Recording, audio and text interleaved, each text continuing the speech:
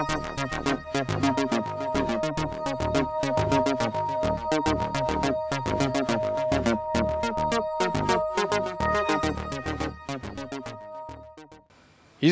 iespējas nebeidzas līdz ar valsts skolas absolvēšanu. Tas ir process visas dzīves garumā. Nevelti teiciens mūžu dzīvo, mūžu mācies. Par pieaugušo profesionālo tālāk izglītību intervijā stāsta mācību centra Bucas filiāles vadītāja Ravita Blaževica. Nenoliedzami pieaugušo izglītība ir viena no mūsdienu izglītības aktualitātēm numur 1. Jāsaka tā, ir jāatzīst visiem un visai sabiedrībai, ka pieaugušie ir izglītības sfēras lielākā mērķa auditorija.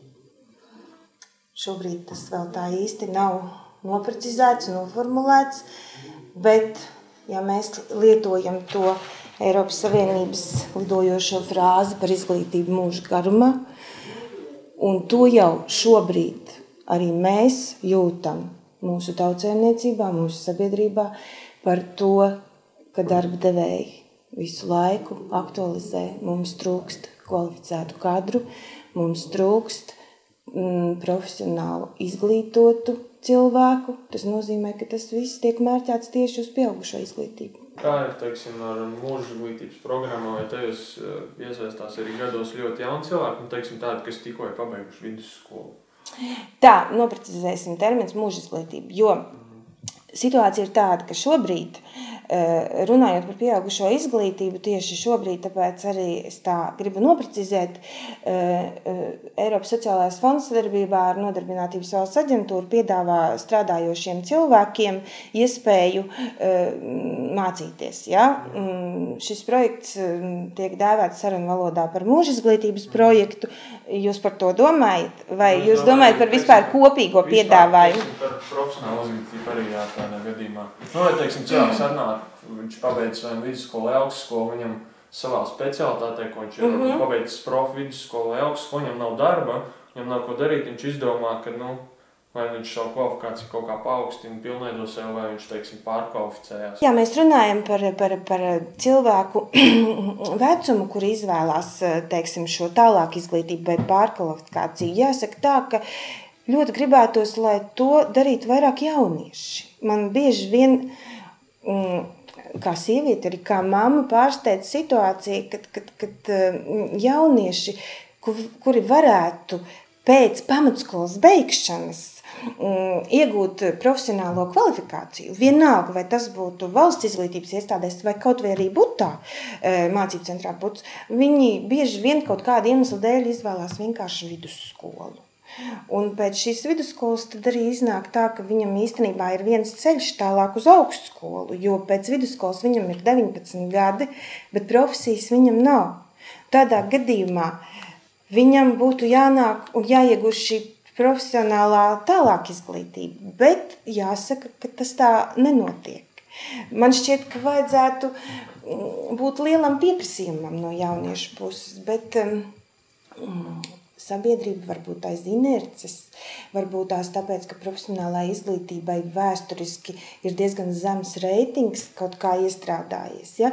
Ka cilvēki pēc inerces neizvēlās iemācīties amatu. Tas ir pārsteidzoši.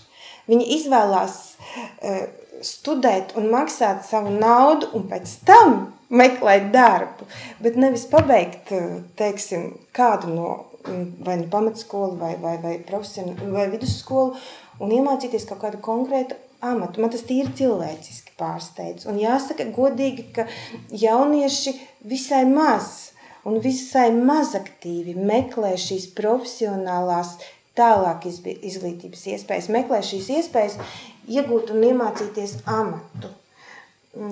Tas taču dzīvē ir ļoti, ļoti noderīgi. Un tad tajā situācijā, kad jaunietis ir pabeidzis augstskolu, un nenoliekšu, ir tādas situācijas, ka viņš pabeidz augstskolu un ka viņš meklē darbu.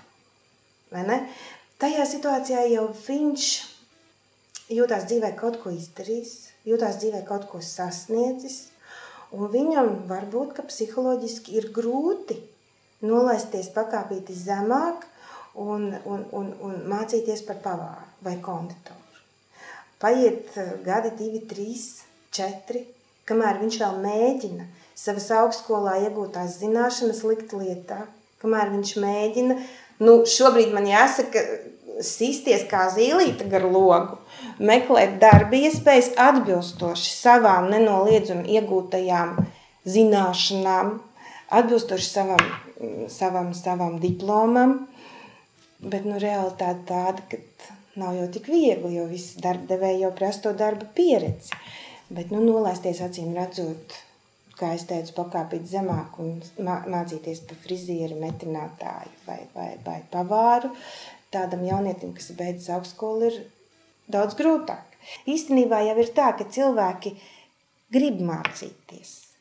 Cilvēki zina, ka mūža izglītība mūža garumā ir viena laba lieta. Viņiem tas viss ir skaidrs, bet, kā jau es teicu sarunas sākumā, viņiem trūkst laika, viņiem trūkst naudas, viņiem trūkst motivācijas. Un ja būtu apakšā sistēma, kas jau no 1. klases saka, hei, nebeigsies viss ar 12 vai 16 gadiem skolas solā, jāmācās ir visu mūžu, jo tev visu laiku jāiet līdzi, paskaties, cik ātri aiziet pasauli garām. Tu 1 gadu neko nedari, un viss, tu vairs nekas neesi, tu vairs nekam netiec līdzi. Kad tas jau būtu visu laiku tā skandināts, tad cilvēks jau nonāk, tur, teiksim, apzinātā vecumā, viņam jau ir iezīmējies plāniņš. Vispirms es apgūšu tādu profesiju, tad es pamācīšos to turklāt, tad es iešu tālāk, tad es varu apgūt vēl tādu profesiju. Jāpalīdz cilvēkiem sakārtot domāšanu šajā virzienā. Jo es vēlreiz saku, tas piedāvājums jau man šķiet ir sakārtojies. Un viņš jau kārtosies, ja būs pieprasījums, mēs taču kārtosimies līdzi, kā jau jebkurš uzņēmējs. Mēs taču būsim elastīgi. Galvenais, lai būtu tā apziņa, ka vajag mācīties, un būtu sapratne, ka izmācoties, es kaut ko iegūšu. Tas būs liederīgi.